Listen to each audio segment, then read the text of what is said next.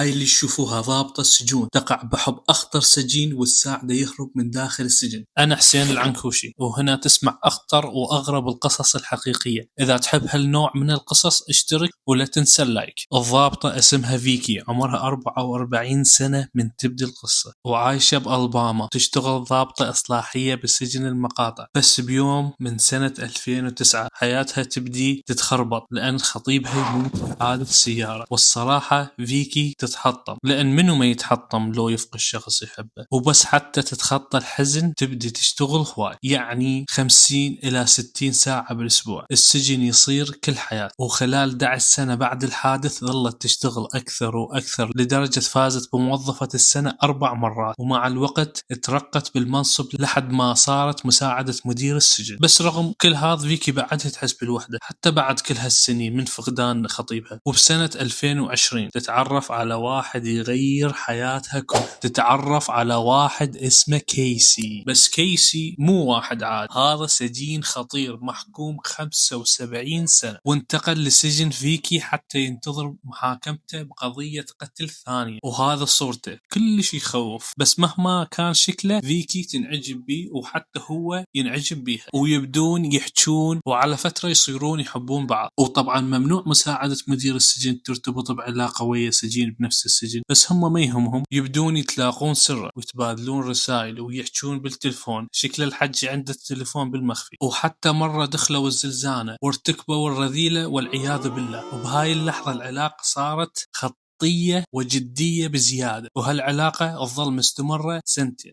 نوصل لسنة 2022 العلاقة بعدها مستمرة، بس فيكي تحس الوقت اللي تقضي ويا كيسي بالسجن قليل، وتريده إلها بس بدون مخبأ وبدون خوف. فتطلع بخطة مجنونة تهرب كيسي من السجن. فقررت تبيع بيتها، تاخذ فلوس وتستقيل من شغلها، وبعدين يهربون سوا ويعيشون عيشة سعيدة. على أساس الخطة مجنونة، بس ناويين يسووها. وتبدي تستعد، تعرض بيتها للبيع، تسحب فلوسها كلها من البنك، تشتري ملابس الكيسي، تشتري سيارة جديدة، وتشتري أسلحة حتى خاف يصير إطلاقات نار متبادلة. وباليوم اللي قبل الهروب تعلن لزملائها أنها راح تتقاعد، وباكر آخر يوم إلها. زملائها ينصدمون، اللي تشتغل 60 ساعة بأسبوع فجأة تتقاعد. فيقررون يسووا لها حفلة توديعية. ثاني يوم سووا لها حفلة صغيرة إلها بالسجن، وبنص الحفلة تقول الوحدة من العاملات إنها لازم تطلع كيسي حتى تاخذه لفحص صحة نفسية بالمحكمة. وهذا كله كذبة، هذا جزء من خطة الهروب. تطلع كيسي من زنزانته وتمشي